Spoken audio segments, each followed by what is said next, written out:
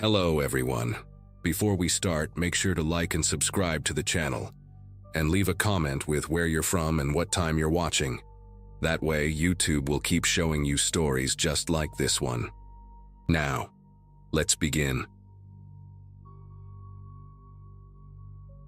Growing up in Baton Rouge, I always thought New Orleans was where you went to cut loose, and college proved me right. Every memory from LSU in the early 2000s had Bourbon Street somewhere in the background.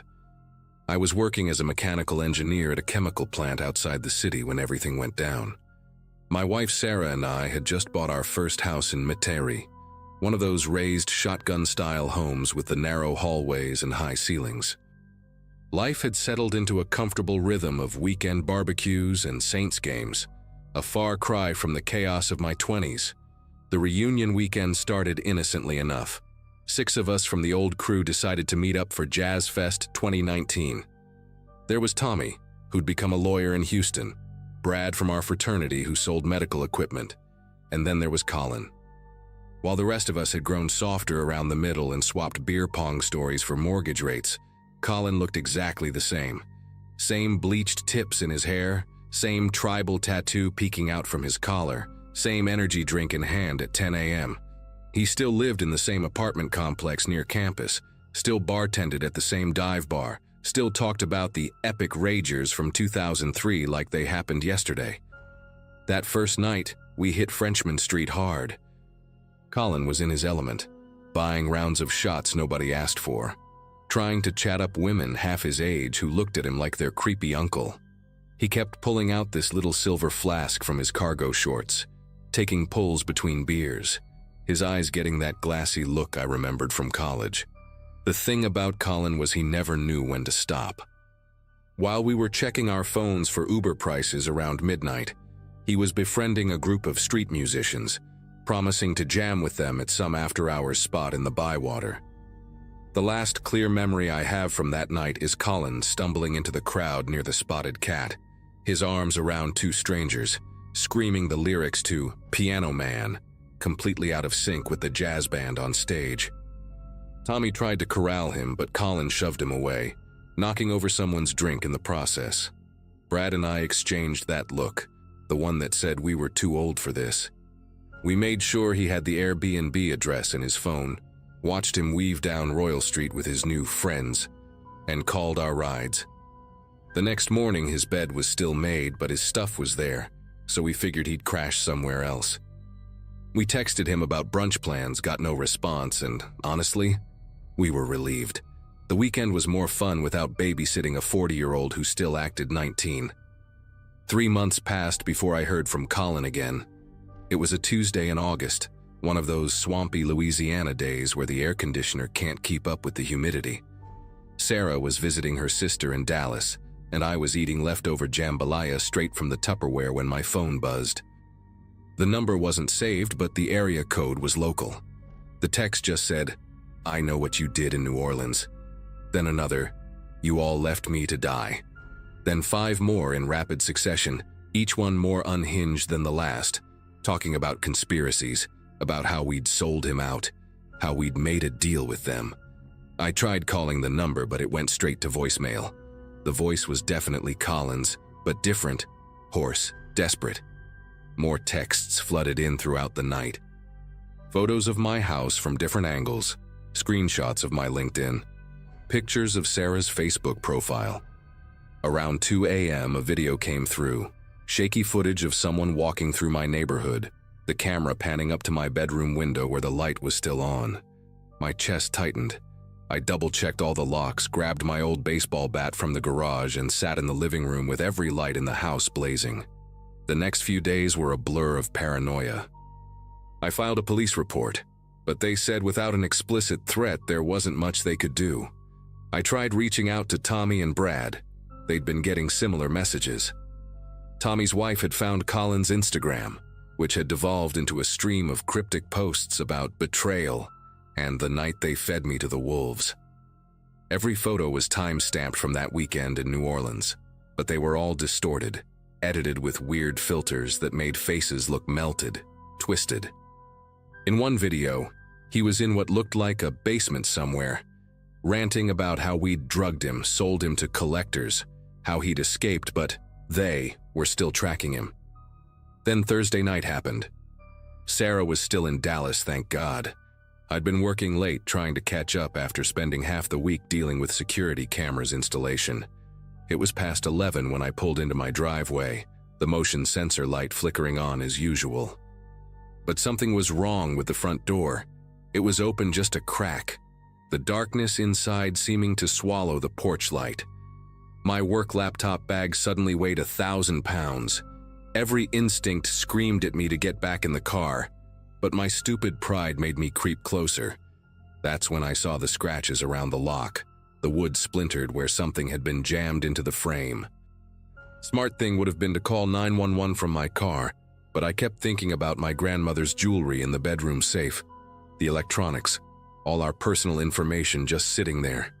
I pushed the door open with my foot, gripping my phone in one hand with 911 already dialed, thumb hovering over the call button. The living room was destroyed, not ransacked like a normal burglary, methodically destroyed.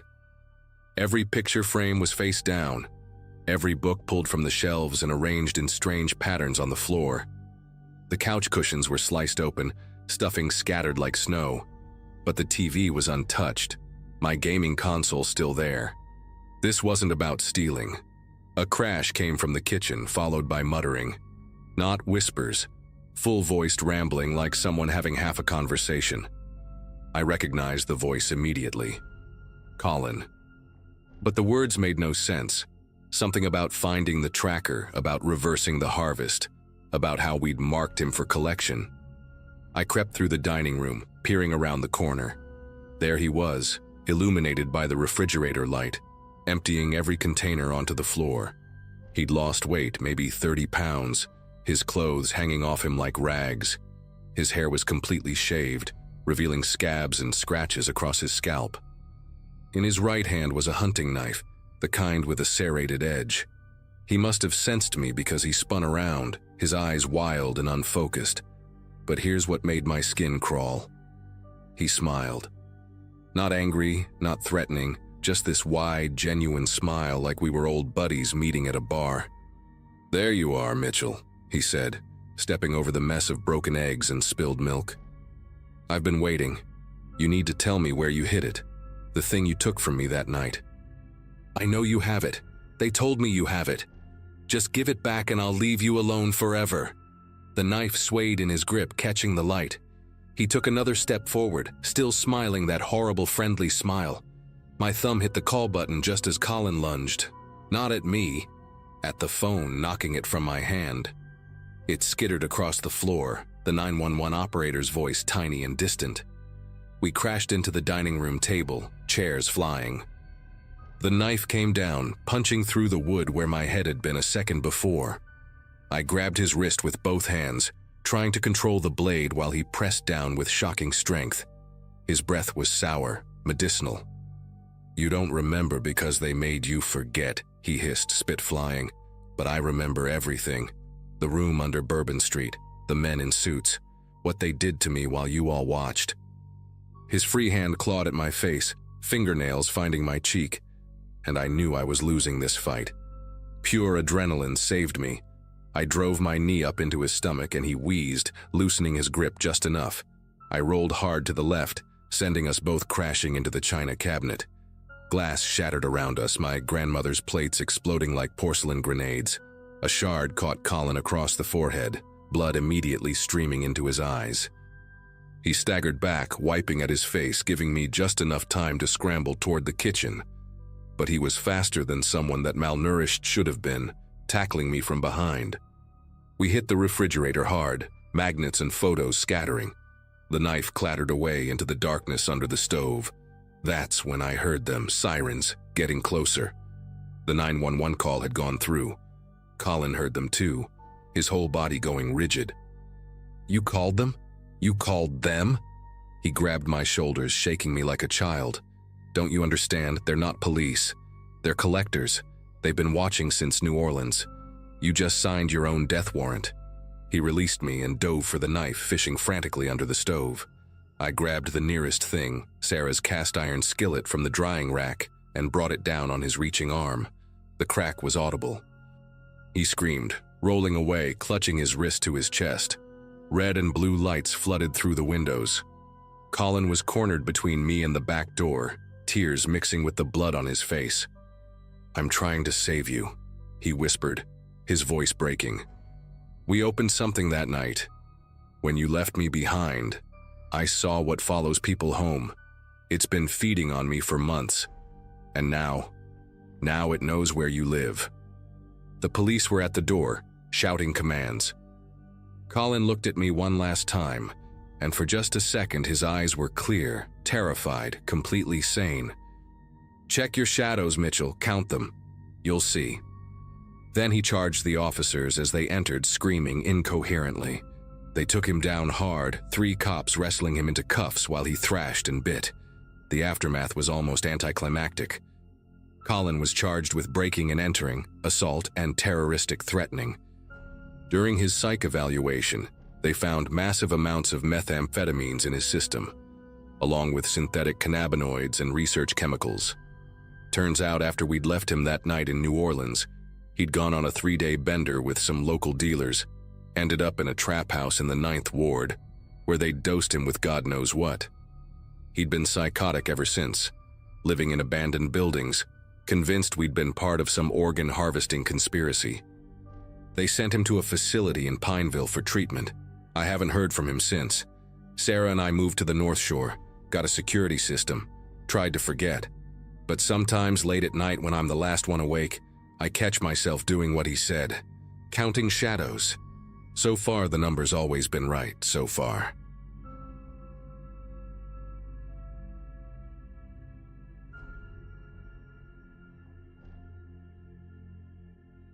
So I'm sitting here at 3 a.m., unable to sleep, and I keep replaying everything that happened. I need to get this out because, honestly, I don't think anyone would believe me if I told them in person. I'm Lisa, 34 years old, and I work as a marketing coordinator for a small tech company here in suburban Phoenix. I've got what most people would call a pretty normal life.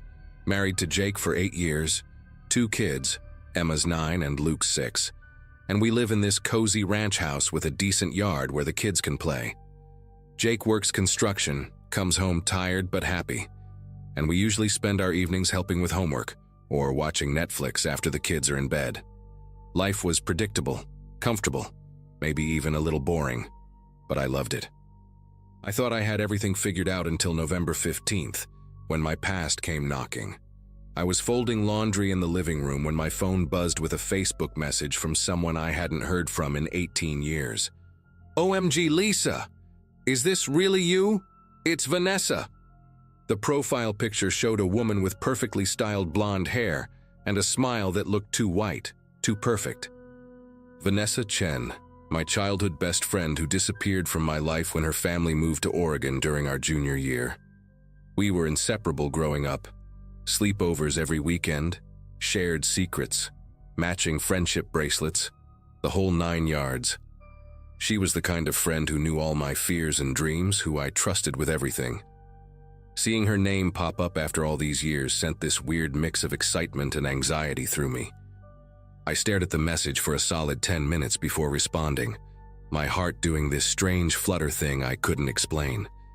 We ended up messaging back and forth for hours that day, catching up on everything we'd missed.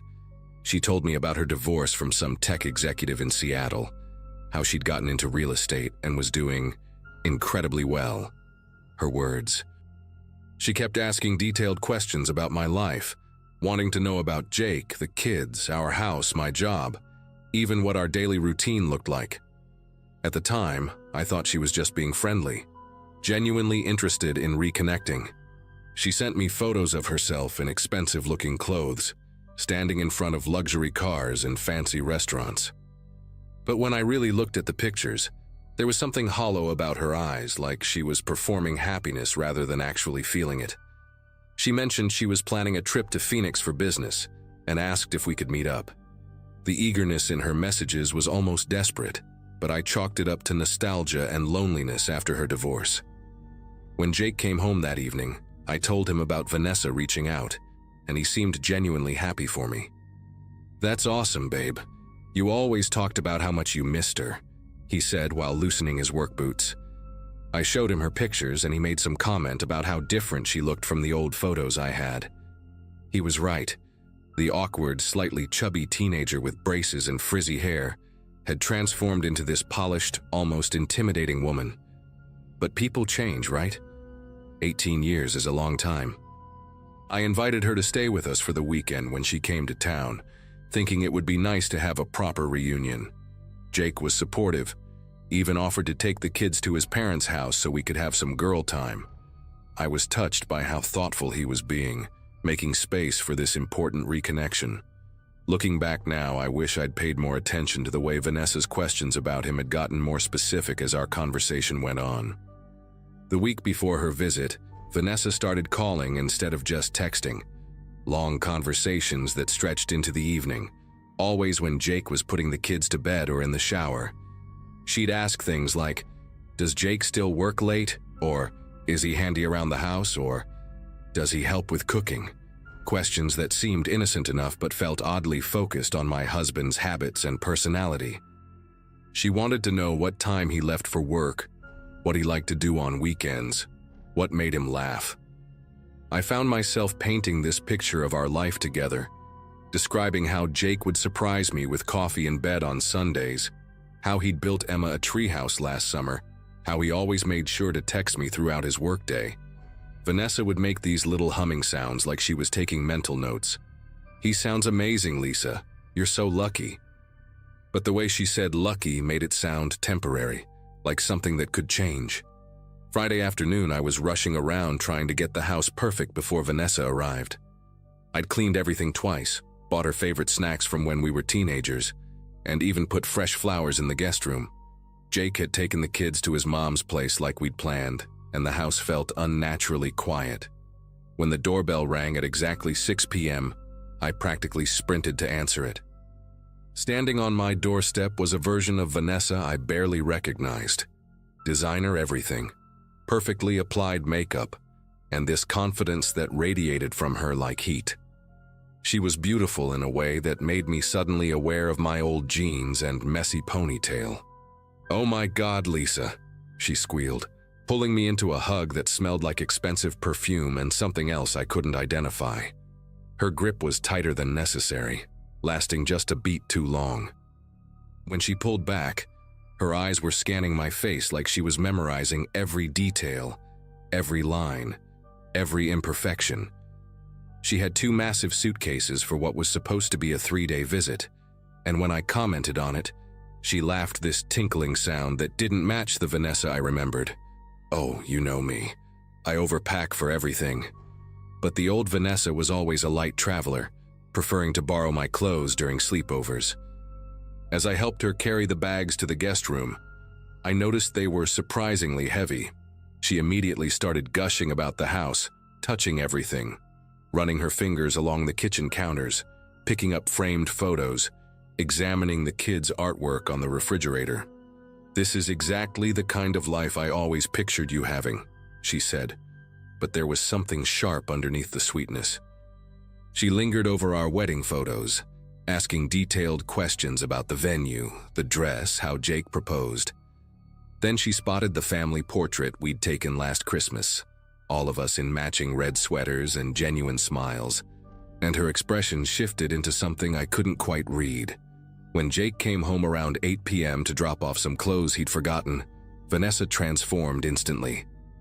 Her voice got softer, more breathy, and she positioned herself so the light from the kitchen window hit her just right. "You must be Jake. Lisa has told me absolutely everything about you," she said, extending her hand in a way that forced him to hold it longer than a normal handshake. I watched my husband's face as he took in this stunning woman, who clearly wasn't the awkward teenager he'd expected based on my old stories. Vanessa asked him about his work, his hobbies, complimented the treehouse visible through the back window, all the things she'd grilled me about over the phone. She laughed at his jokes like they were the funniest things she'd ever heard, touched his arm when she spoke, and somehow managed to mention she was going through a difficult divorce and was so grateful to be around a real family again. Jake was polite, but I could see he was slightly overwhelmed by her intensity. After he left, Vanessa turned to me with this satisfied smile and said, "He's even better than you described, Lisa. You really hit the jackpot." That night, as we sat on the couch with wine, Vanessa started asking about our marriage in ways that made me uncomfortable. "Do you and Jake ever fight? What about? And has he ever made you feel like you're not good enough?" When I insisted we had a solid relationship, she'd nod thoughtfully and say things like, "That's so rare these days," or "I hope it lasts." She kept steering the conversation toward my insecurities, my post-pregnancy body, my part-time work schedule, how tired I always was. She'd agree with my concerns, adding fuel to doubts I'd barely acknowledged. "You know, Lisa, you've really let yourself go since high school. But that's normal for moms, right?" The comment hit like a slap, delivered with such casual cruelty that I actually gasped. When she saw my reaction, she quickly backtracked, claiming she meant it as a compliment about how real and authentic I was compared to all the fake women in Seattle. But the damage was done, and I spent the rest of the evening hyper-aware of every perceived flaw. Saturday morning, I woke up to find Vanessa already in the kitchen, wearing a silk nightgown that barely covered anything, making coffee and humming. She'd somehow figured out exactly how Jake liked his coffee and had it ready when he came downstairs for his morning run. I watched from the hallway as she handed him the mug, their fingers brushing deliberately, her body language screaming invitation. Jake thanked her politely and headed out quickly, clearly uncomfortable. But Vanessa watched him through the window with this predatory focus that made my skin crawl. When I joined her in the kitchen, she was still staring outside. "He has such a nice body for his age," she said casually, like she was commenting on the weather. "You're so lucky he stays in shape. My ex really let himself go toward the end." The way she said it made it clear she was planting seeds, trying to make me worry about Jake's loyalty, his attractiveness to other women. I felt this creeping paranoia start to take root despite knowing better. The rest of Saturday became a masterclass in psychological manipulation that I didn't recognize until it was too late. Vanessa insisted on reorganizing my kitchen to be more efficient, criticizing everything from my cooking skills to my grocery choices. She commented on family photos, pointing out how tired I looked in recent ones compared to older pictures. "Motherhood is so aging, isn't it?" she'd say with fake sympathy. She went through my closet, pulling out clothes and making faces, offering to take me shopping for more flattering options. Every criticism was wrapped in concern, every insult disguised as helpful advice. By afternoon, I felt completely demoralized, questioning everything about my life and my worth.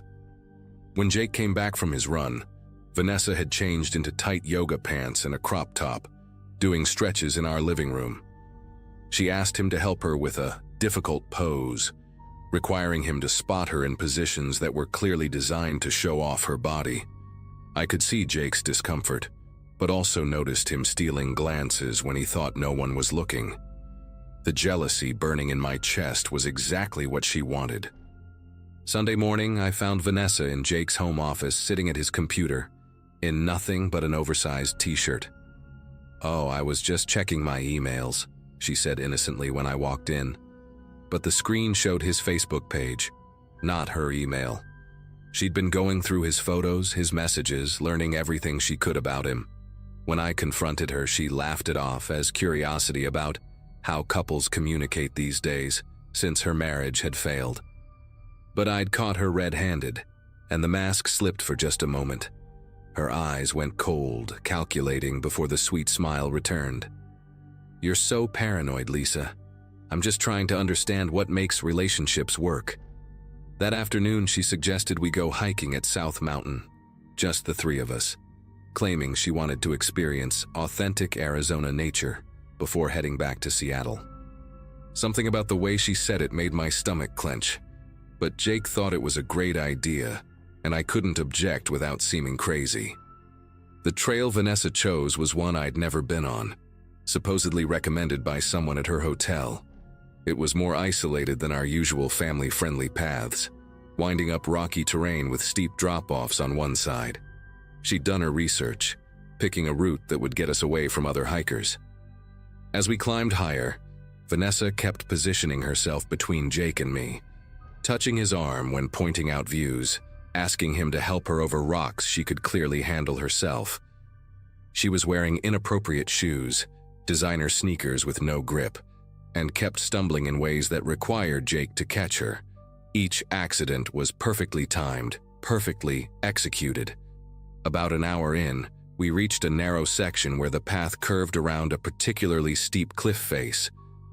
Vanessa stopped suddenly, claiming she needed water, and positioned herself at the outer edge of the trail. "Lisa, come take a photo of Jake and me with this gorgeous view behind us," she called, pulling out her phone. As I approached, she stepped aside to make room, but her movement caused loose rocks to shift under my feet. What happened next felt like slow motion. The ground gave way beneath me and I started sliding toward the edge of the cliff.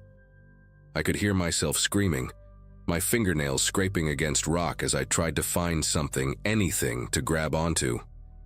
Jake lunged forward, catching my wrist just as my legs went over the side, leaving me dangling above a 50-foot drop.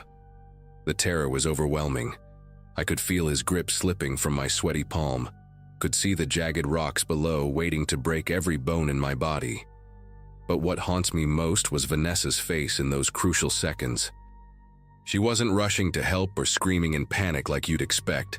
She was watching with this calm, almost disappointed expression, like she'd been hoping for a different outcome. It was only when Jake started yelling for her to call 911 that she snapped into action, suddenly playing the panicked friend. As Jake hauled me back up, scraping my entire body against the cliff face, I caught her eye for just a moment. The look she gave me was pure hatred, raw and undisguised. She'd planned this. She'd wanted me to fall. The realization hit me harder than the terror of almost dying. My childhood best friend had just tried to kill me. The hike back down was surreal. Vanessa kept fussing over me, playing the concerned friend, asking if I needed medical attention while simultaneously explaining to Jake how clumsy I'd always been as a kid. She was rewriting the narrative in real time, making it seem like my near-death experience was just typical Lisa being accident-prone. Jake was shaken but focused on getting me home safely, so he didn't notice the subtle ways she was undermining my version of events. "The rocks were really loose there," she'd say. "I'm just glad Lisa wasn't hurt worse. She's always been a little unsteady on her feet." By the time we reached the car, she'd painted such a convincing picture of my clumsiness that even I started doubting what I'd seen in her eyes. But my body remembered the truth. The way she'd stepped aside at exactly the right moment, the calculated timing of her movements, the complete lack of surprise when I started falling. That evening, while I was in the shower trying to wash off the dirt and blood from my scrapes, I heard Vanessa and Jake talking in the kitchen. I crept to the top of the stairs, still dripping wet, and listened to her poison my marriage with surgical precision. "She seems really unstable lately," Vanessa was saying in her most concerned voice. "All that paranoia about me using your computer, and then this accident today. Has she been struggling with anxiety? Depression, maybe?" I heard Jake defending me, but uncertainty creeping into his voice. She continued, "I just worry about her, you know, and about you and the kids. Maybe she needs professional help. I went through something similar during my divorce." She was painting me as mentally unstable, setting up a narrative where anything I said about her could be dismissed as delusion. The worst part was hearing Jake actually consider her words, asking questions about my recent behavior, my mood. By the time I came downstairs, they were sitting close together on the couch, Vanessa's hand on his knee as she offered to help him through this difficult time. The betrayal was suffocating.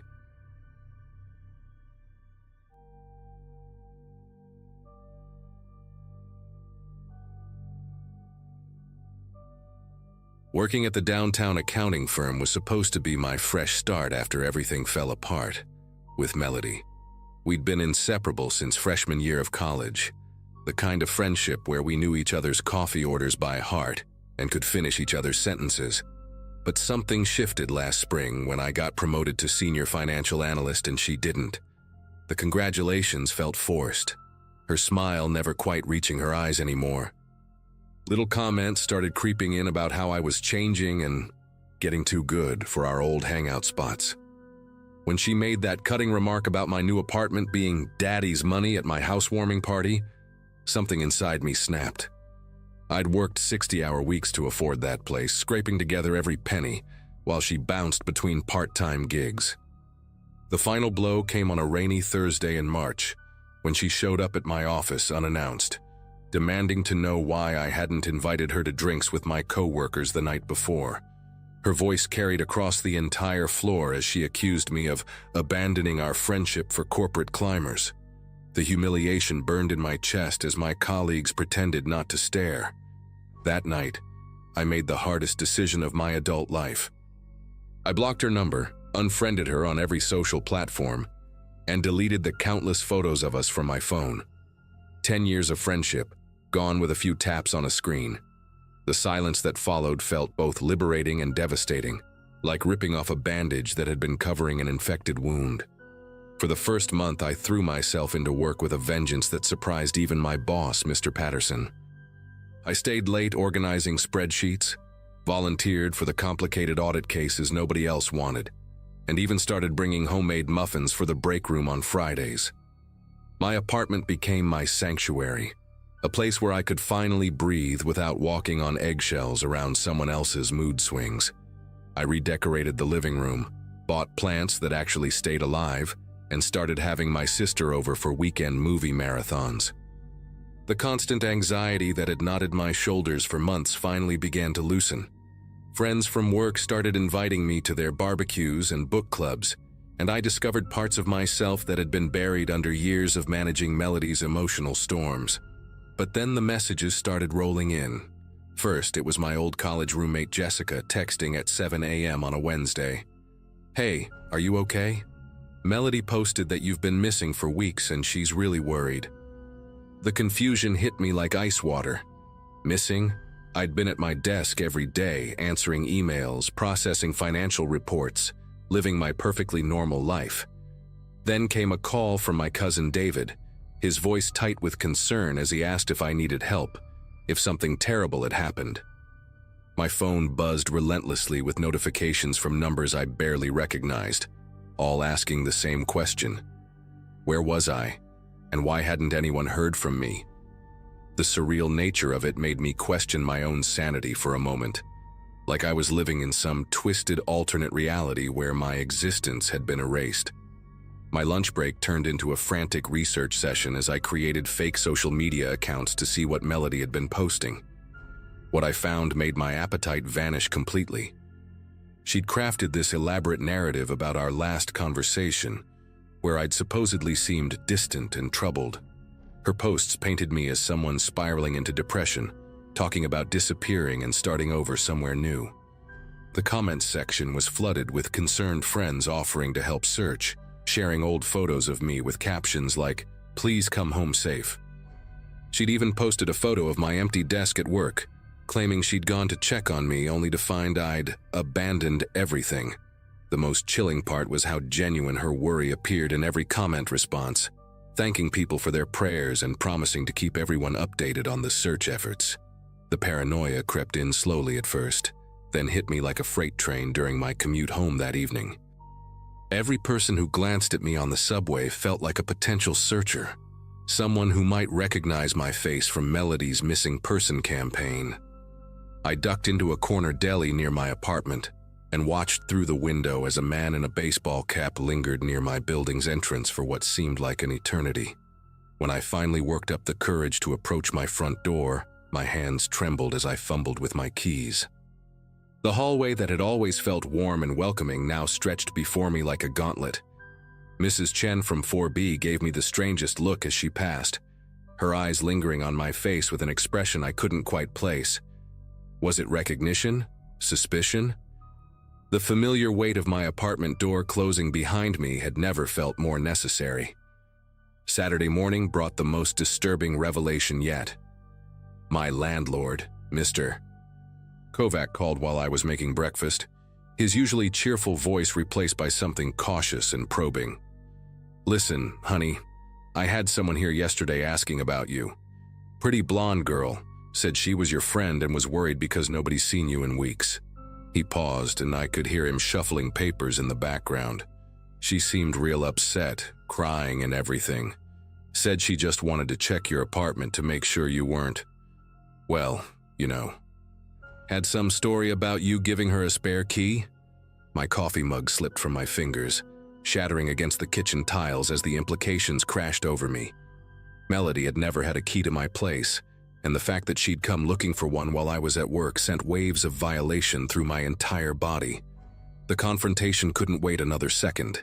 I called her from my office phone on Monday morning, knowing she'd answer a number she didn't recognize. Her voice was sickeningly sweet when she picked up, but the moment I spoke, the temperature in the conversation dropped 20 degrees. Oh my God, where have you been? Everyone's been so worried. The performance was flawless, complete with manufactured relief and what sounded like genuine tears. When I accused her of lying, of creating this entire missing person hoax, her tone shifted to something I'd never heard before. Cold, calculating. I have no idea what you're talking about. People are concerned because you disappeared without a word. Maybe you should look at your own behavior instead of blaming me for caring about you. The gaslighting was so smooth, so practiced, that for a horrifying moment I wondered if I really had lost touch with reality. But the evidence was right there in black and white across every social platform. Screenshots didn't lie, even when she tried to delete posts in real time during our conversation. I could hear her frantically typing in the background as she claimed she'd only been reaching out to mutual friends because she was genuinely worried. The typing stopped when I mentioned my landlord, and the silence stretched between us like a taut wire ready to snap. When she finally spoke again, her voice had dropped to barely above a whisper. You always were paranoid. Maybe that's why you really did disappear. The line went dead, leaving me staring at my phone in the eerily quiet office. My coworkers had gone to lunch and the building felt hollow around me, filled only with the hum of fluorescent lights and the distant sound of traffic from the street below. The next few days passed in a haze of hypervigilance that exhausted me to my core. Every shadow in my peripheral vision could be Melody. Every unexpected knock at my door sent adrenaline coursing through my veins. I started varying my route to work, taking different trains and walking down streets I'd never explored before. The worst part was the not knowing what she'd do next, what new level of crazy this situation might escalate to. Sleep became elusive as I lay awake listening to every creak and settling sound in my building, wondering if she'd somehow found a way inside. I installed a doorbell camera and 3 different locks, but the feeling of being watched never left me. Even at work, I'd catch myself glancing toward the windows, half expecting to see her face pressed against the glass, like something out of a nightmare. The breaking point came on Friday, when my doorbell camera caught her red-handed. There she was at 2:47 p.m., dressed in scrubs like she worked at a hospital, talking to my elderly neighbor Mrs. Rodriguez with tears streaming down her face. The audio was crystal clear as she spun another elaborate lie about being my sister and how our family was desperate to find me. She even had fake medical documents claiming I was suicidal and off my medication. Watching her manipulate this sweet old woman who brought me cookies every Christmas made something primal rage inside my chest. Mrs. Rodriguez was actually reaching for her keys, ready to let this stranger into the building because she genuinely believed she was helping save my life. The sheer calculated evil of it all finally pushed me past the point of trying to handle this quietly. That night, I did something I should have done weeks ago. I called the police and filed a formal report for harassment and attempted fraud. Detective Williams was surprisingly understanding when I showed him the screenshots, the doorbell footage, and the timeline of Melody's lies. We see this more than you'd think, he said, his weathered hands taking notes in a small pad. Social media makes it easier for people to create these elaborate deceptions. The attempted impersonation to gain building access is where she crossed into criminal territory. Within 48 hours, they had enough evidence to pay her a visit. The missing person post disappeared overnight, replaced by a hastily written false alarm message claiming I'd been found safe, staying with family out of state. 3 months later, the entire nightmare feels like something that happened to someone else. Melody moved across the country to Michigan, apparently unable to handle the social fallout when people realized what she'd done. My life returned to its peaceful routine, but I learned something valuable about trusting my instincts and setting boundaries. The restraining order expires next year, though I doubt I'll ever hear from her again. Sometimes I wonder what drove her to such extremes, but mostly I'm just grateful to have my quiet, ordinary life back. Mrs. Rodriguez still brings me cookies, and now she also brings her grandson's homemade salsa, claiming I need more excitement in my meals. If only she knew how much excitement I've had for one lifetime.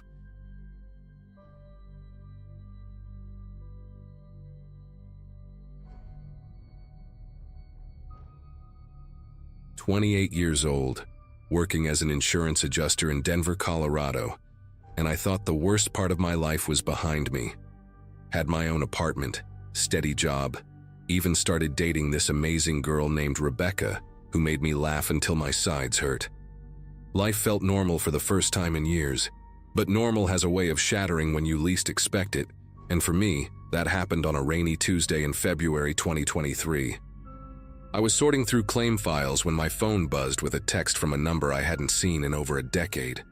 The message was simple: "We need to talk, tonight. You know where." My chest tightened because I knew exactly who it was and what this was about. The past I'd buried so deep I sometimes convinced myself it never happened was clawing its way back to the surface. Kevin Hartley and I had been inseparable since 3rd grade. We were those kids who did everything together, rode bikes until streetlights came on, shared comic books, got detention for the same stupid pranks. By high school, we were practically brothers, and everyone knew if you saw one of us, the other wasn't far behind.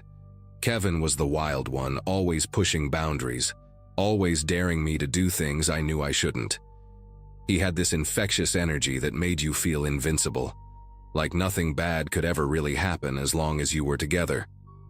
That summer before senior year, we spent every day at the old quarry outside town, cliff jumping and acting like we owned the world. Kevin would always go higher, jump farther, take bigger risks.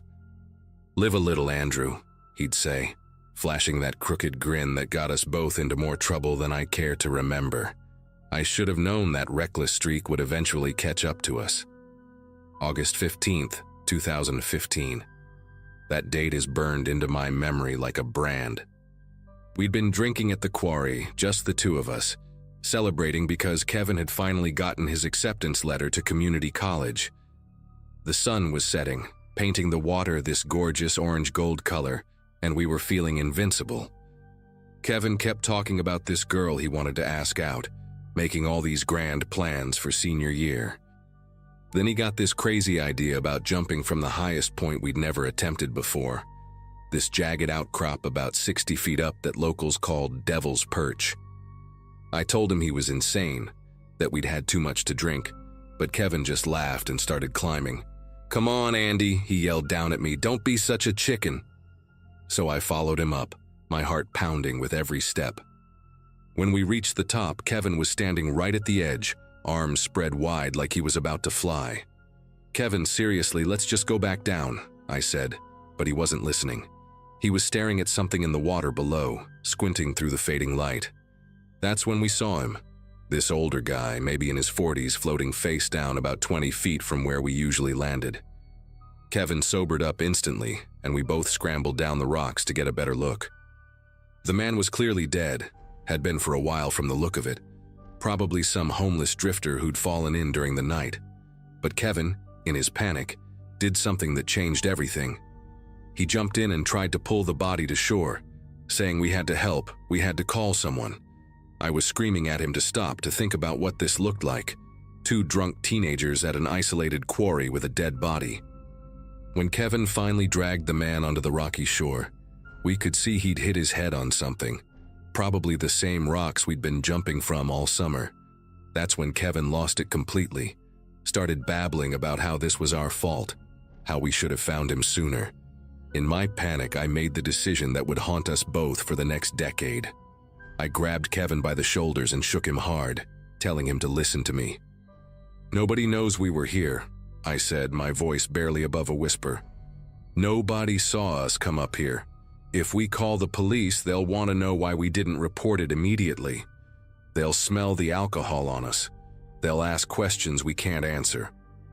Kevin stared at me with these wide, terrified eyes, and I could see him processing what I was saying. The man was clearly a drifter. No wallet, no identification, just old clothes and worn-out shoes. Nobody would connect him to us. We could just leave, pretend we never saw anything, and someone else would find him eventually. It was wrong. I knew it was wrong, but in that moment it felt like our only choice. Kevin nodded slowly, and we both backed away from the body like it might suddenly spring to life. We spent the next hour cleaning up any trace we'd been there, wiping down the beer cans, making sure we hadn't left any footprints in the mud near the shore. Kevin kept muttering to himself, his whole body trembling as we worked. When we finally climbed back up to where we'd parked Kevin's beat-up Camaro, he turned to me with tears streaming down his face. "Promise me we never talk about this again," he whispered. "Promise me we take this to our graves." I promised, and we shook hands like we were sealing some kind of twisted blood pact. The drive home was silent except for the radio playing soft rock hits from the 80s. We both showered when we got back to my house, scrubbing ourselves raw like we could wash away what we'd seen. The next morning we woke up hoping it had all been some horrible nightmare, but the local news confirmed our worst fears. Hikers had found the body of an unidentified man at the old quarry. For the next 3 years, Kevin and I barely spoke about anything meaningful. We finished high school like nothing had happened, went to different colleges, and slowly drifted apart the way childhood friends sometimes do. But underneath all the normal teenage stuff, graduation parties, college applications, first jobs, there was this constant weight pressing down on both of us. Kevin started drinking more, getting into fights, failing classes. I threw myself into my studies, trying to bury the guilt under textbooks and term papers. We'd see each other around town during breaks, exchange awkward small talk, but we both knew what we were really thinking about. That dead man's face, bloated and pale in the quarry water, had become a permanent resident in my nightmares. Sometimes I'd catch Kevin staring at me across a room with this haunted expression, and I knew he was remembering too. The worst part was how easily everyone else moved on, how quickly the story faded from local news, how the dead man became just another unsolved case in a filing cabinet somewhere. After college, I moved to Denver specifically to get away from that place, from those memories, from the chance of running into Kevin at the grocery store or gas station. I built a new life, made new friends who knew nothing about my past, dated women who saw me as just Andrew the insurance guy with the quiet smile and steady job. For years it worked. I convinced myself that what happened at the quarry was ancient history, that Kevin and I had been kids who made a mistake and learned to live with it. I even started sleeping through the night without waking up in cold sweats. But deep down, I think I always knew this day would come.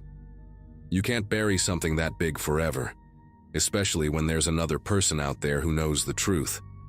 When I saw Kevin's text that Tuesday afternoon, my carefully constructed new life crumbled in an instant, and I was 17 again, standing over a dead body with my best friend and making the worst decision of my life. I met Kevin at Riverside Park that night, the same place where we used to hang out as kids before we discovered the quarry. He looked terrible, thinner than I remembered, with dark circles under his eyes and this nervous energy that made him constantly fidget with his car keys. His hair was greasy and unkempt, and he kept glancing around like he expected someone to jump out from behind the trees. "Andy," he said when he saw me, and his voice cracked like he was going through puberty again. "I can't do this anymore. I can't sleep. I can't eat. I can't even look at myself in the mirror without seeing his face." He started pacing back and forth in front of the old playground equipment, his footsteps crunching on the gravel. I tried to calm him down, reminding him that we'd agreed never to discuss what happened, but Kevin just laughed this bitter, hollow sound that made my skin crawl. That was 13 years ago, man. 13 years of carrying this around like a tumor in my chest. I've been thinking about going to the police, Kevin continued, and my world tilted sideways. Just walking into the station and telling them everything. About the quarry, about the body, about how we just left him there like garbage. I grabbed his arm, probably harder than I should have, and told him he was out of his mind. Did he want to destroy both our lives over something that happened when we were kids? The man was already dead when we found him. We didn't kill him. We didn't cause his death. We were just scared teenagers who made a bad choice. But Kevin pulled away from me with this wild look in his eyes. "You don't understand," he whispered. "I've been having dreams about him. He talks to me, tells me his name was Robert Mitchell, that he had a daughter who's still looking for him. Last week I actually drove to the library and looked through missing persons reports from 2015. My heart started racing because I realized Kevin wasn't just feeling guilty anymore. He was completely unhinged. The conversation went downhill from there. Kevin accused me of being heartless, of caring more about my comfortable life than doing the right thing. I tried to reason with him, explaining that confessing now wouldn't bring the man back, wouldn't help his family, would only destroy 2 more lives for no good reason. But Kevin wasn't listening anymore. He kept muttering about signs and messages, about how the dead man was haunting him, demanding justice. Finally, he looked me straight in the eye and said, "I'm giving you 1 week to think about it. If you won't come with me to confess, I'm going alone." Then he walked back to his car without another word, leaving me standing there in the dark playground feeling like I'd just been hit by a truck. I called after him, but he was already driving away, his taillights disappearing into the night. That was the last time anyone saw Kevin Hartley alive. When Kevin's sister called me 5 days later to say he'd disappeared, I felt this strange mixture of relief and terror. On one hand, I wouldn't have to worry about him confessing our secret anymore. On the other hand, what if something had happened to him? What if his guilt had finally driven him to do something drastic? I helped his family search for 3 weeks, posted flyers around town, even drove back to the quarry to see if he'd gone there one last time. But Kevin had vanished without a trace, taking our secret with him. I attended his memorial service 2 months later, watching his parents cry over an empty casket while I stood there knowing I was partly responsible for their son's disappearance. Afterward, I drove back to Denver and tried to resume my normal life, telling myself that the nightmare was finally over. For 6 months, I almost believed it. Then the first note arrived, slipped under my apartment door on a quiet Sunday morning, written in block letters on plain white paper. "I know what you and Kevin did at the quarry."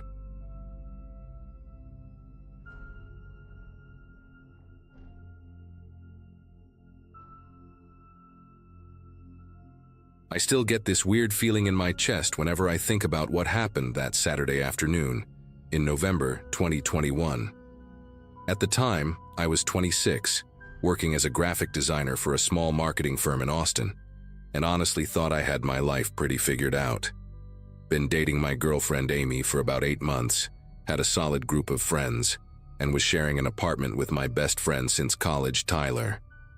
We'd been roommates for 3 years by then, and I genuinely thought we were like brothers. Guy knew everything about me, my work stress, my family drama, even helped me pick out Amy's birthday present just a few weeks before everything went to hell. Looking back now, there were probably signs I should have caught. But when you trust someone completely, you don't really look for red flags, you know? Tyler had this way of always being around when Amy came over, always offering to help with whatever we were doing, always asking about our plans.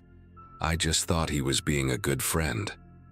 The whole thing started unraveling when I came home early from work that Friday because I was feeling sick.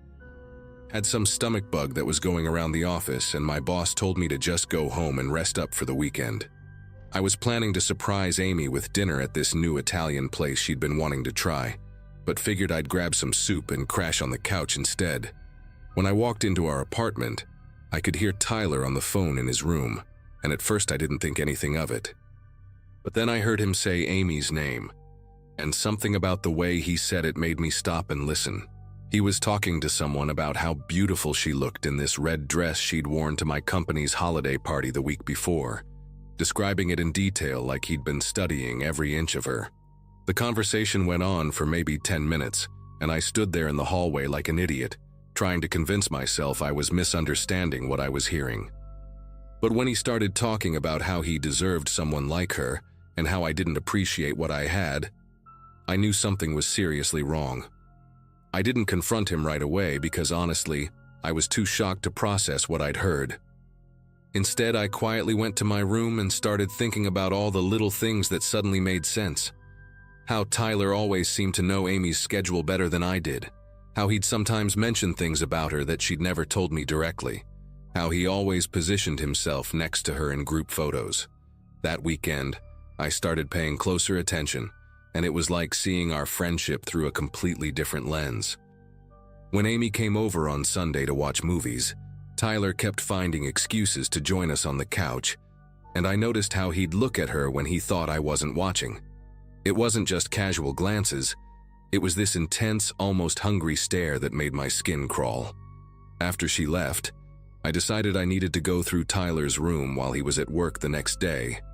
I know it sounds like a violation of privacy, but I had to know how deep this went. What I found under his mattress made me want to throw up. Printed photos of Amy from her social media accounts, some of them zoomed in on specific parts of her body, along with a notebook filled with detailed observations about her daily routines. The next morning, Tuesday, I woke up knowing I had to confront him, but I was terrified about how he'd react. I'd been living with this guy for 3 years, trusted him with everything, and now I was discovering he'd been obsessing over my girlfriend like some kind of stalker. I waited until we were both getting ready for work, trying to act normal while my heart was pounding in my chest. When I finally asked him about the phone conversation I'd overheard, his whole demeanor changed instantly. The color drained from his face and he got this look I'd never seen before. Not embarrassed or ashamed, but almost relieved, like he'd been waiting for this moment. He sat down on his bed and just started talking, telling me how he'd been in love with Amy since the day I introduced them, how he'd been hoping I'd mess up the relationship so he could swoop in and save her. The way he talked about her was disturbing, like she was some kind of prize he deserved to win, rather than a person with her own feelings and choices. He kept saying things like, "You don't love her the way I do, and I would treat her so much better." And I realized this wasn't just a crush that had gotten out of hand. This was a full-blown obsession that had been growing for months, while I'd been completely oblivious. What really freaked me out was how calm he seemed once everything was out in the open. Tyler started explaining his plan like it was the most logical thing in the world. How he'd been documenting Amy's preferences and habits so he could be the perfect boyfriend for her when the time came. He showed me a second notebook I hadn't found, filled with detailed notes about her favorite coffee order, the names of her co-workers, her class schedule from the evening pottery class she was taking. He even had screenshots of text conversations between Amy and her sister that he'd somehow gotten access to, though he wouldn't tell me how. The whole time he's talking, I'm standing there trying to figure out how the hell I'd missed all of this. This was my best friend, the guy who'd helped me move 3 times, who'd driven me to the hospital when I broke my wrist skateboarding, who I'd trusted with my spare keys and my deepest secrets. Now he was sitting on his bed, surrounded by evidence of his stalking behavior, talking about my girlfriend like she was some kind of project he'd been working on. I felt like I was looking at a complete stranger wearing my friend's face. I told him he needed to move out immediately, that what he was doing was completely unacceptable and borderline criminal. That's when his whole demeanor shifted again, and for the first time since I'd known him, Tyler looked genuinely angry. Not frustrated or disappointed, but furious, like I'd just insulted his entire existence. He started pacing around his room, muttering about how I didn't understand, and how he'd invested too much time in this to just walk away. I tried to stay calm and reasonable, explaining that Amy was a person, not a possession, and that she'd chosen to be with me, not him. But every word I said seemed to make him more agitated. He kept running his hands through his hair and staring at those photos of Amy like they were some kind of lifeline. When I mentioned that I was going to have to tell Amy about all of this, he completely lost it. Started yelling about how I was going to ruin everything, and how he'd worked too hard to let me destroy it now. The whole conversation felt surreal, like I was arguing with someone who was living in a completely different reality from the rest of us. By the time we both left for work that morning, nothing had been resolved, and I spent the entire day at the office trying to figure out what to do next. I couldn't concentrate on anything, kept staring at my computer screen, thinking about those notebooks and photos, wondering how long Tyler had been collecting information about Amy without any of us knowing. Around lunchtime, I called Amy and asked if she could meet me after work. I didn't want to explain everything over the phone, but I needed to warn her about what was going on.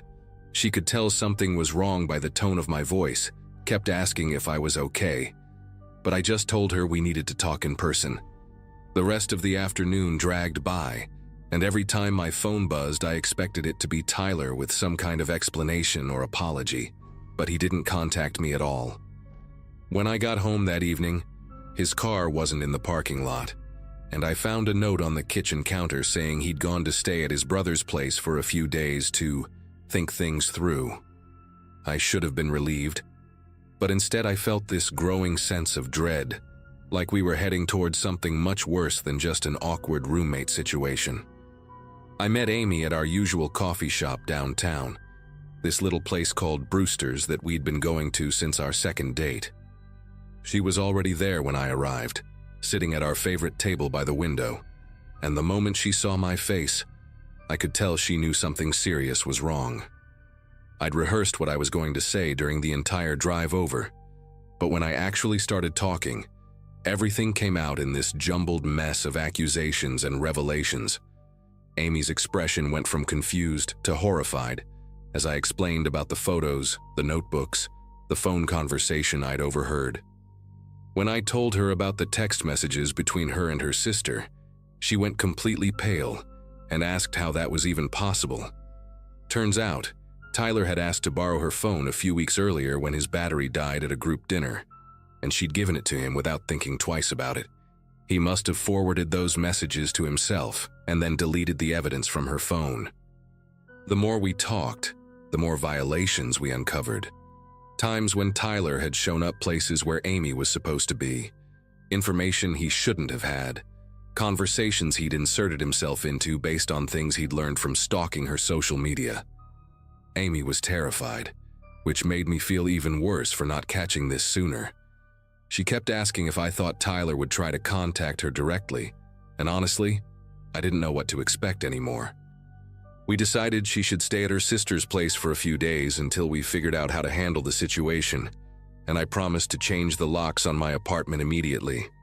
That night, I barely slept, jumping at every little sound in the hallway, wondering if Tyler might come back to collect more of his stuff or to try to convince me to keep his secret. Wednesday and Thursday passed without any contact from him, and I started to hope that maybe he'd realized how messed up his behavior was and would just quietly move out and disappear from our lives. I should have known it wouldn't be that simple.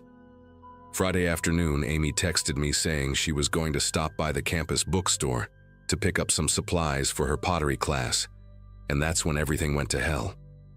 I was in the middle of a client meeting when my phone started buzzing with call after call from Amy's number, but I couldn't answer because I was presenting a logo design to this important client we'd been trying to land for months. When I finally got out of the meeting 20 minutes later, I had 7 missed calls and a text that just said, "Tyler's here, help." I grabbed my keys and ran to my car, calling her back while I drove, but she wasn't answering. The campus bookstore was only about 10 minutes from my office, but it felt like the longest drive of my life. I kept imagining worst-case scenarios, Tyler cornering Amy somewhere, trying to convince her to leave me, or worse. When I pulled into the parking lot, I could see a crowd of people gathered near the main entrance, and my heart started racing.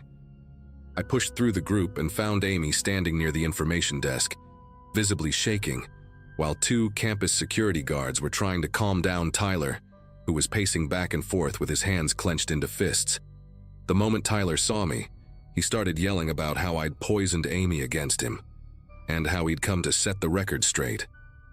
Amy rushed over to me and whispered that Tyler had been following her around the store for the past hour, trying to convince her that I was the one with the problem, not him.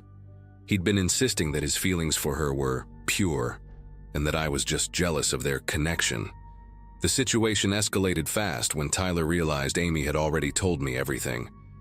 He started screaming about how we'd betrayed him, and how he'd given everything to our friendship, only to be thrown away like garbage. One of the security guards tried to approach him, and that's when Tyler reached into his jacket pocket and pulled out this kitchen knife. Not huge, but big enough to do serious damage. The entire bookstore went dead silent, and I could hear Amy's sharp intake of breath behind me. Tyler wasn't pointing the knife at anyone specifically, but he was holding it like he was ready to use it, and his eyes had this wild, desperate look that I'd never seen before. He kept saying he had to make things right, and that we didn't understand what love really meant. I realized in that moment that Tyler hadn't just been obsessing over Amy. He'd built this entire fantasy relationship in his head where she belonged to him, and our actual relationship was just some kind of obstacle he needed to remove. The security guards were trying to talk him down, but Tyler was only looking at me and Amy, like we were the only people in the room who mattered. For those few terrible minutes, I genuinely thought my best friend was going to hurt someone, possibly himself, over a delusion he'd created in his own mind. What happened next still feels like a blur, but I remember one of the security guards, this older guy with graying hair, talking to Tyler in this really calm, steady voice. He kept telling Tyler that everyone could see he was in pain, that nobody wanted to hurt him, and that the best thing he could do was put the knife down so they could all figure this out together. Meanwhile, the other guard had quietly radioed for backup, and I could hear sirens getting closer in the distance. Tyler seemed to realize this too because he started getting more frantic, waving the knife around and demanding that Amy tell him she had feelings for him. When she didn't respond, she was too scared to even speak. Tyler's face crumpled like a little kid who'd been told there was no Santa Claus. He started crying, still holding the knife, saying over and over that he'd ruined everything, and that nobody understood how much he loved her. The older security guard kept inching closer, talking about how sometimes our feelings get confused and overwhelming, how that didn't make Tyler a bad person, just someone who needed help. When the police finally arrived, Tyler looked at the knife in his hand like he was seeing it for the first time, then just dropped it and collapsed onto his knees right there in the middle of the bookstore. The police were surprisingly gentle with Tyler once they realized he wasn't actually trying to hurt anyone, more like he was having some kind of mental breakdown. They cuffed him, but one of the officers kept talking to him while they waited for the paramedics, asking about his family and whether he'd been sleeping or eating regularly. Turns out Tyler had been staying in his car for the past few days, not at his brother's place like his note said, and had barely eaten anything since our confrontation. The whole obsession had basically consumed his entire life to the point where he couldn't function normally anymore. Amy gave her statement to one of the detectives while I talked to another one, explaining about the notebooks and photos and everything else Tyler had been doing. The detective said they'd probably charge him with stalking and making threats, but that given his mental state, he'd likely end up in some kind of treatment program rather than jail. When they finally took Tyler away in the ambulance, he was going to be evaluated at the hospital before anything else. He looked at me through the back window with this expression that was part apology, part confusion, like he still couldn't quite understand how we'd gotten to this point.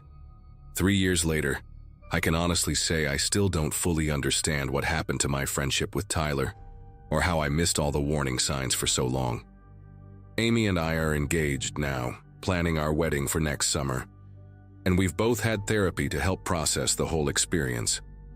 Tyler spent 6 months in a psychiatric facility and then moved back to his hometown in Ohio to live with his parents. He sent me a letter about a year ago, a real handwritten apology where he took full responsibility for everything and explained that he'd been diagnosed with some kind of obsessive disorder that had been building for years without treatment. He said he understood why I couldn't forgive him, and that he didn't expect any kind of response, but that he wanted me to know he was getting help and would never contact either of us again. I never wrote back, and I probably never will. But I kept the letter because it helped me realize that the Tyler who stalked my girlfriend and pulled a knife in that bookstore wasn't really the same person I'd been friends with all those years. Mental illness doesn't excuse what he did, but it at least explains how someone I trusted completely could become someone I barely recognized. Sometimes I still wonder if there were signs I should have caught earlier, but my therapist says that's not a healthy way to think about it.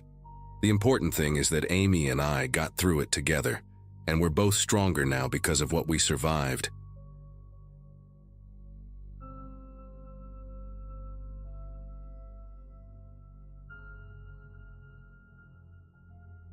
You know how sometimes you make a decision that seems completely harmless at the time, but it ends up changing your entire life? Well, that happened to me when I was 13, and I'm still dealing with the consequences 7 years later. It all started during my 8th grade year at Lincoln Middle School in Portland, Oregon, which was already a tough time for me since we'd just moved there from California. I was the classic awkward middle schooler, braces, frizzy hair that never cooperated, and that desperate need to find somewhere I belonged. My parents were both working crazy hours trying to establish themselves in their new jobs, so I spent most afternoons alone, either at the library or wandering around the neighborhood with my headphones on. I was the type of kid who genuinely felt sorry for anyone who seemed lonely or left out, which is probably why I noticed Nathan Cross in the first place. Nathan was this quiet, pale kid who always sat by himself in the far corner of the cafeteria, usually sketching in this worn-out notebook while everyone else was talking and laughing around him. He had this mop of dark brown hair that constantly fell into his eyes, and he wore the same black hoodie practically every day, like it was some kind of armor. Most kids either completely ignored him or would occasionally make jokes about the weird art kid. But there was something about the way he observed everything that caught my attention.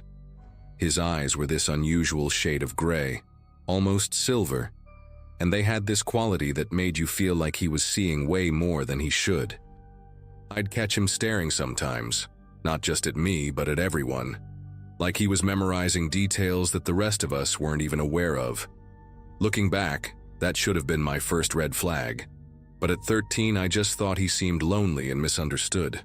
The day I actually talked to him was a rainy Wednesday in early October. I was walking past his table when I saw he was working on this incredibly detailed drawing of what looked like a medieval castle surrounded by gnarled trees and strange, twisted creatures. The level of skill was honestly impressive, way better than anything I could ever do. Without really thinking about it, I stopped and said something like, "Wow, that's incredible. You're really talented." The reaction I got was unlike anything I'd ever seen before. His whole face transformed. His eyes went wide, his mouth fell open slightly, and for a moment he just stared at me like I'd spoken in a foreign language.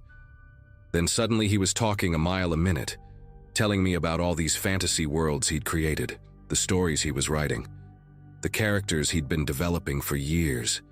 It was like I'd accidentally opened a floodgate that had been sealed shut for way too long.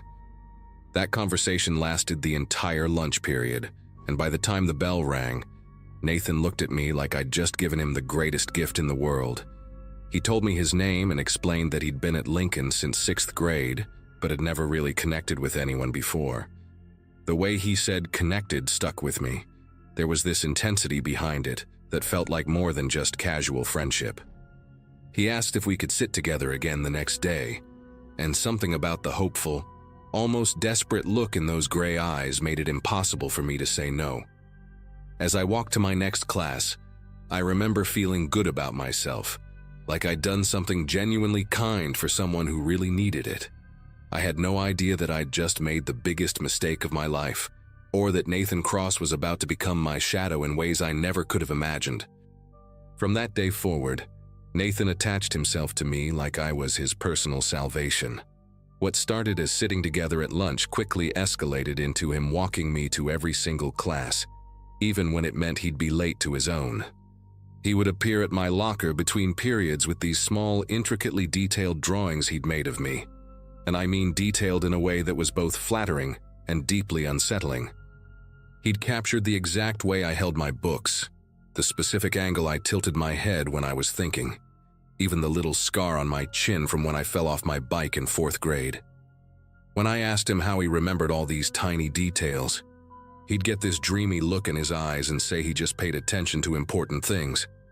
The way he emphasized important always sent this weird chill down my spine, but I kept telling myself I was overreacting. After all, wasn't it nice that someone finally noticed me?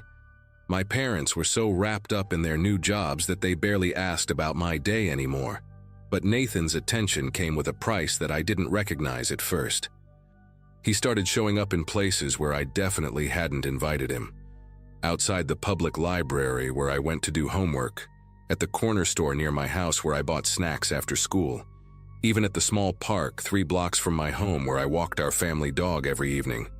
Each time he'd act surprised to see me, like it was just this amazing coincidence that we kept running into each other. "Megan," he'd say with that wide, genuine smile that made me feel guilty for being suspicious. "What are the chances?" But the thing is, Portland's not that small of a city, and these weren't places that kids from our school normally hung out. When I mentioned this to him once, his expression shifted for just a split second, this flash of something almost angry, before snapping back to his usual eager friendliness.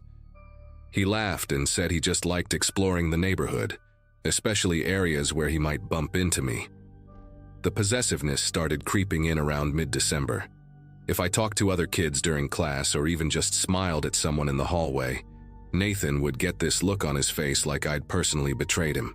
He never said anything directly, but he'd go quiet for the rest of the day, giving me these wounded puppy dog eyes that made me feel terrible. One time I sat with a group of girls from my English class at lunch instead of our usual table, and Nathan spent the entire period staring at us from across the cafeteria. Not eating, not drawing, just watching with this expression that was equal parts hurt and furious. When I tried to talk to him about it later, he claimed he didn't know what I was talking about, but then launched into this whole speech about how rare it was to find someone who truly understood you, and how most people would just disappoint you in the end. The way he looked at me when he said it felt like a warning, though I couldn't quite put my finger on why. Things got even weirder when he started knowing things about my life that I'd never shared with him. He knew that my mom had been working late every Wednesday because of some big project at her marketing firm. He knew that my dad had been talking about maybe getting a promotion that would require more travel.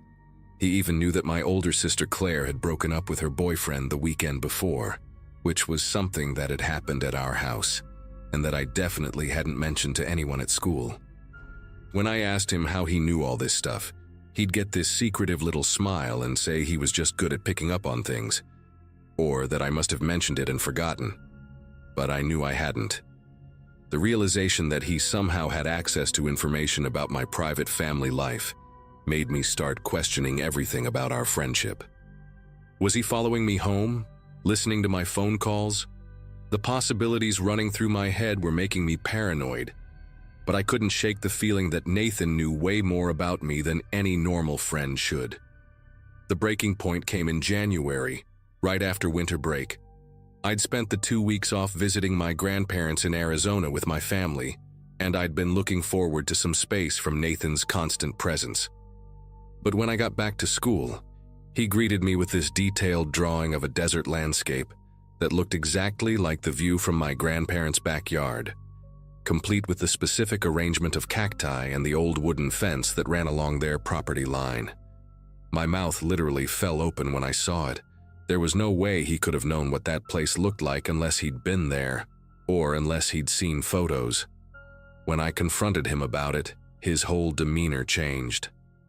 For the first time since I'd known him, that friendly mask slipped completely, and I saw something cold and calculating underneath. He told me he'd gotten inspired to draw desert scenes while I was gone, and that it was just a coincidence that it looked like somewhere I'd been. But his voice was different, flat and almost threatening, and the way he stared at me made my skin crawl. That night, I finally told my parents about Nathan and how uncomfortable he was making me feel. My mom listened with this growing expression of concern, and my dad got that protective look he always got when he thought someone might be bothering his daughters.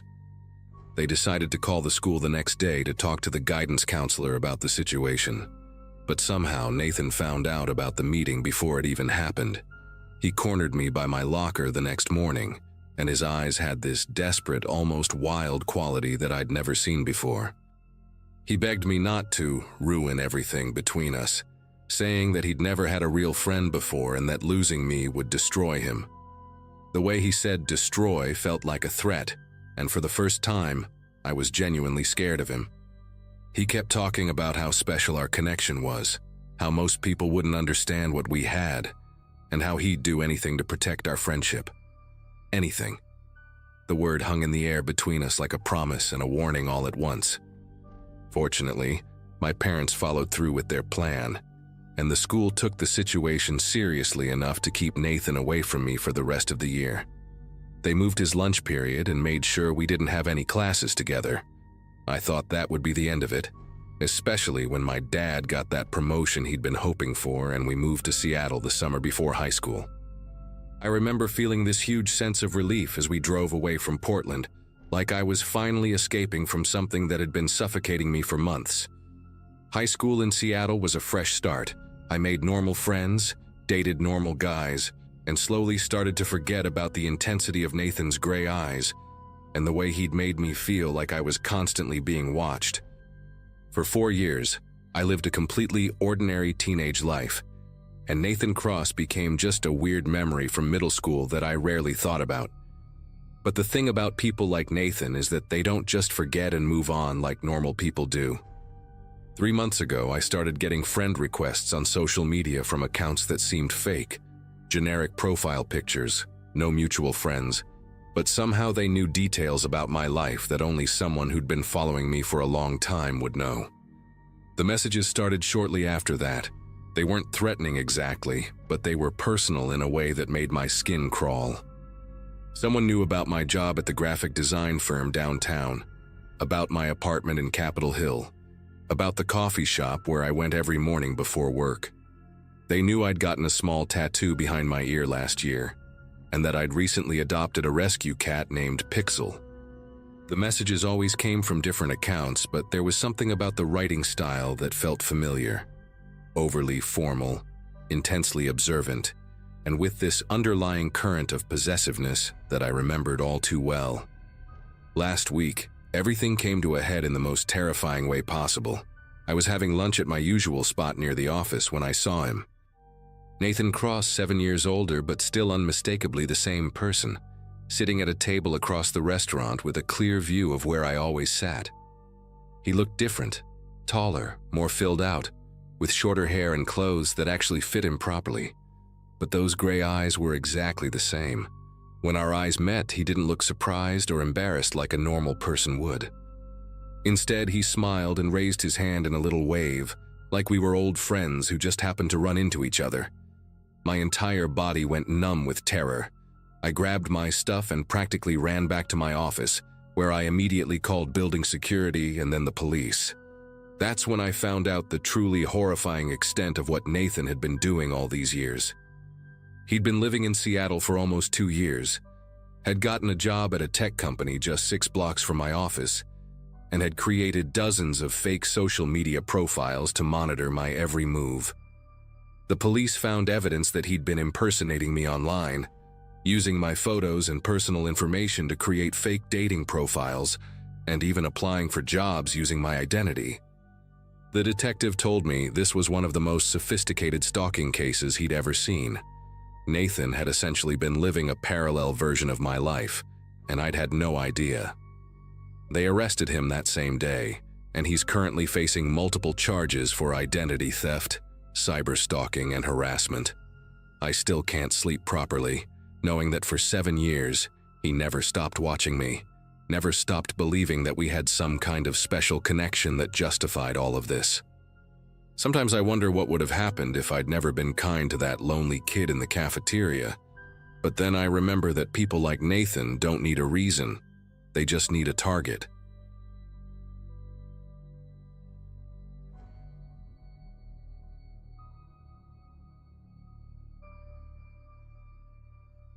About 6 months ago, I made what seemed like a simple decision to help out a friend in need.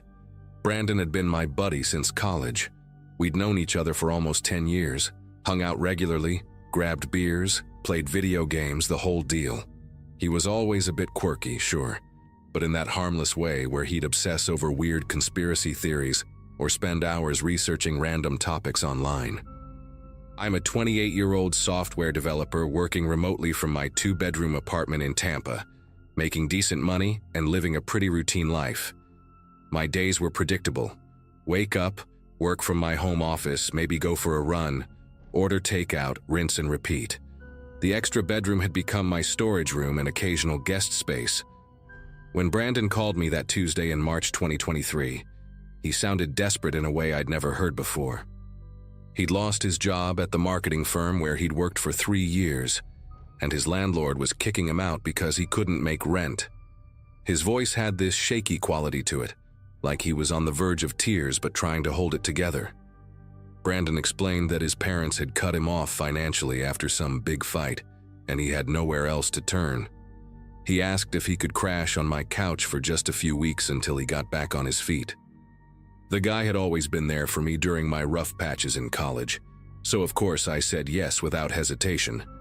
I figured 2 or 3 weeks max, maybe a month if job hunting took longer than expected. I cleared out some space in my living room, bought an air mattress and told him he could move in that Friday. The plan seemed straightforward enough. He'd job hunt during the day while I worked. We'd hang out in the evenings like old times, and once he found something stable, he'd move out. What could go wrong, right? The first week went exactly as I expected. Brandon was grateful, respectful, and actually pretty good company. He'd wake up early, shower, and spend most of the day on his laptop applying for jobs or on the phone with recruiters. He kept the living room tidy, did his own dishes, and even cooked dinner for both of us a couple times. We'd watch Netflix together after I finished work, just like back in our college dorm days. He seemed motivated and optimistic about his prospects, showing me job listings he'd applied to and talking about interviews he had lined up. I actually started thinking this arrangement might work out better than I'd hoped. Having someone around made the apartment feel less lonely, and it was nice to have a friend to decompress with after long days of coding. Brandon even helped me fix some tech issues I'd been putting off, like setting up my smart TV properly and organizing my cable management. Those first 7 days, I genuinely enjoyed having him around. Week 2 was when I started noticing small changes in Brandon's behavior, though at the time, I brushed them off as stress from unemployment.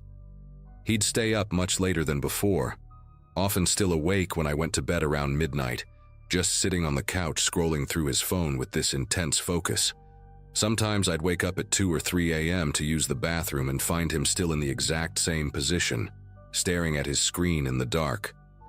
When I asked what he was doing, he'd say he was researching opportunities or networking online, but his answers felt vague and rehearsed. He also started asking weird questions about my work schedule, like exactly what time I took lunch breaks or when I had important calls. At first, I thought he was just being considerate, trying not to disturb me during crucial work hours. But then he began positioning himself near my home office door during my video meetings, and I'd catch glimpses of him just standing there in the hallway, perfectly still. When I mentioned it, he'd laugh it off and say he was just waiting to use the bathroom, but the bathroom was in the opposite direction. By the 3rd week, Brandon's job search seemed to have completely stalled, but he never appeared worried about it anymore. Instead of spending his days applying for positions, he'd wander around my apartment with this curious, exploratory attitude, like he was mapping out every corner. I'd come out of my office for lunch and find him in my bedroom, claiming he was looking for the vacuum cleaner, even though I kept it in the hall closet and he knew that.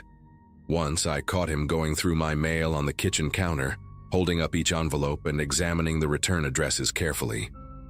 When I asked what he was doing, he said he was just organizing it for me, but the mail had already been perfectly organized. His explanations for everything became increasingly elaborate and detailed, like he was overcompensating for something. The way he'd pause for just a moment too long before answering simple questions made my skin crawl.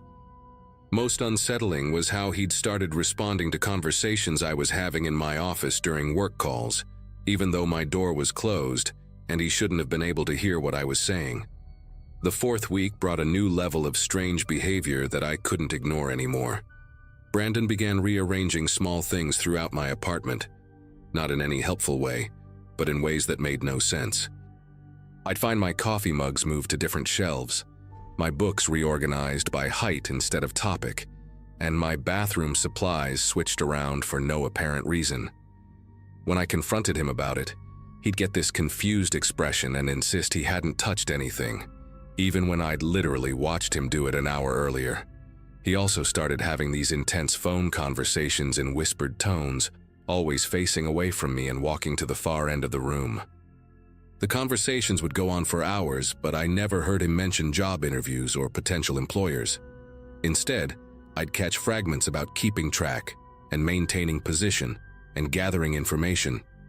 Most disturbing was when I realized he'd somehow gotten hold of my apartment building's master key schedule, because he knew exactly when the maintenance staff came by, even though I'd never told him, and this was information I barely knew myself. The breaking point came during week 5, when I discovered Brandon had been systematically going through my personal belongings while I was in my office working.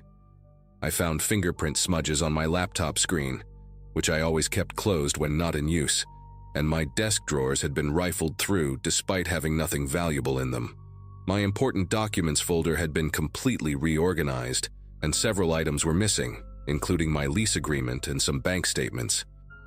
When I checked my browser history, there were searches for my full name, my employer, and even some of my family members that I'd never made. That evening, I heard him on the phone again, and this time I pressed my ear to my bedroom door to listen. He was giving someone a detailed description of my daily routine, down to what time I typically ordered food and which apps I used most frequently. His voice had this cold, clinical quality that I'd never heard before, like he was filing a report rather than having a conversation. The person on the other end seemed to be asking specific questions about my apartment layout and my work schedule, and Brandon answered everything with frightening precision. After that phone call, I knew I had to confront the situation head-on. The next morning, I waited until Brandon finished his shower and sat him down at my kitchen table. I told him straight up that his few weeks had stretched into over a month, and I needed him to start making concrete plans to move out. His reaction was unlike anything I'd seen from him before. His entire demeanor shifted from the friendly, grateful guest to someone completely different. His eyes went flat and expressionless, and he stared at me without blinking for what felt like an eternity. When he finally spoke, his voice was monotone and measured, nothing like his usual animated way of talking. He said he wasn't ready to leave yet, that he needed more time to complete his assessment of the situation. Those exact words, complete his assessment, like I was some kind of case study rather than his friend. When I pressed him about what that meant, he just repeated that he needed more time and that moving out right now wouldn't be optimal for anyone involved. The conversation lasted maybe 10 minutes, but it felt like hours, and I walked away more confused and unsettled than before. Over the next few days, Brandon's behavior escalated to a level that made me genuinely fear for my safety. He stopped pretending to look for jobs entirely, and instead spent his time creating what I can only describe as surveillance notes about me. I found scraps of paper hidden around the apartment with my daily activities written down in his handwriting. Things like leaves office at 12:17 p.m. for lunch, orders Thai food every Tuesday, and calls mother on Sunday evenings at 8 p.m. He'd also started locking himself in the bathroom for hours at a time, and I could hear him talking to someone on the phone in there, though the words were too muffled to make out. The most disturbing part was that he'd begun moving furniture around in the middle of the night, not rearranging it in any functional way, but positioning chairs and tables so he could sit in specific spots that gave him clear sightlines to both my bedroom door and my office entrance. When I woke up one morning to find my couch pushed against the wall, at an angle that blocked my path to the front door, I realized he wasn't just being weird anymore. He was actively trying to control my movement within my own apartment. The situation reached a terrifying climax on a Friday evening in early May, when I decided I'd had enough. I came home from a rare day at the office to find Brandon had somehow gotten into my bedroom and was sitting on my bed, going through my personal photo albums. He had pictures of my family, my ex-girlfriend, and my friends spread out in front of him like he was studying them for a test. When I demanded to know what he was doing, he calmly explained that he was building profiles of the important people in my life. His tone was so casual, like this was the most normal thing in the world. I told him he had to leave immediately, that this had gone way too far, and I wanted him out by the end of the weekend. That's when his mask completely dropped. He stood up slowly, never breaking eye contact, and told me in this chillingly quiet voice that I didn't get to make that decision anymore. He said he'd invested too much time and effort into this project to walk away now, and that he had information about me that could make my life very difficult if I didn't cooperate. The way he said cooperate made my entire body tense up. It wasn't a request, it was a threat. When I tried to move toward him to grab my photos back, he grabbed my wrist with surprising strength and squeezed until I gasped. What happened next still gives me nightmares. Brandon released my wrist and walked calmly to my kitchen, returning with one of my largest knives. He didn't wave it around or make dramatic gestures. He just held it loosely at his side while explaining, in that same eerily calm voice, that he'd been hired to monitor my activities and that his job wasn't finished yet.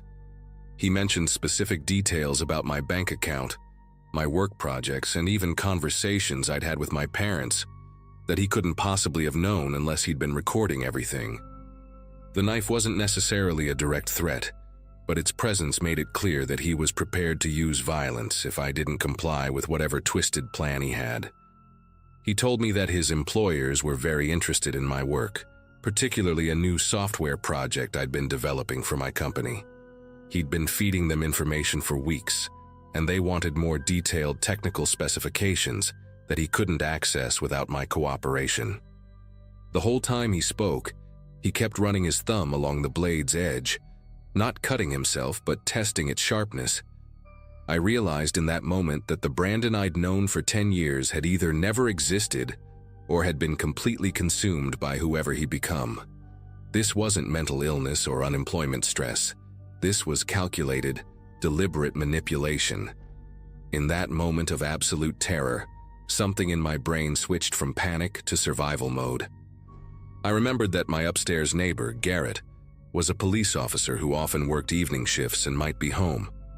While Brandon continued his chilling monologue about how cooperative I needed to be, I slowly backed toward the wall, where I'd installed a panic button connected to the building's security system 6 months earlier, after a break-in in our building.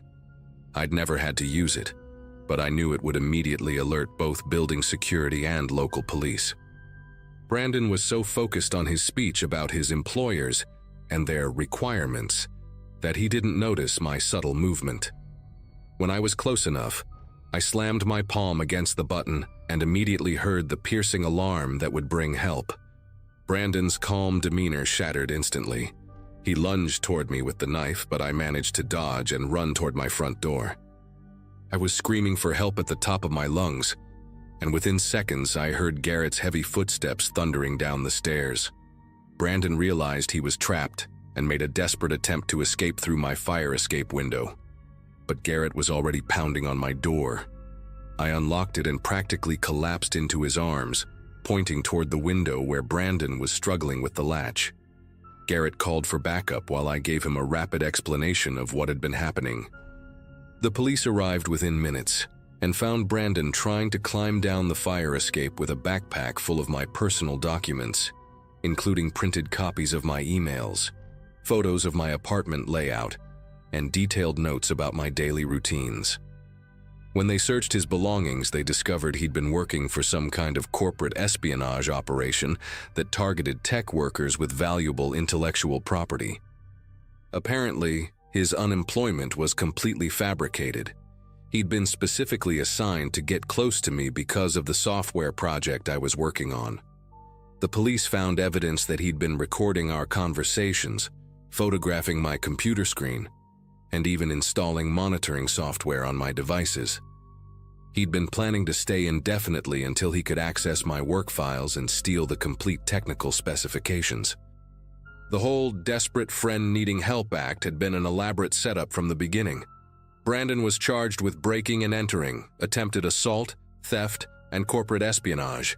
He's currently serving a 3-year sentence, but the experience has permanently changed how I view trust and friendship. I moved to a different apartment within a month, changed all my passwords and security systems, and now I'm extremely cautious about who I let into my personal space. The worst part is wondering how many other people he's done this to, and whether his employers have found someone else to target. I still check my locks multiple times before bed, and I've never felt quite safe in my own home since.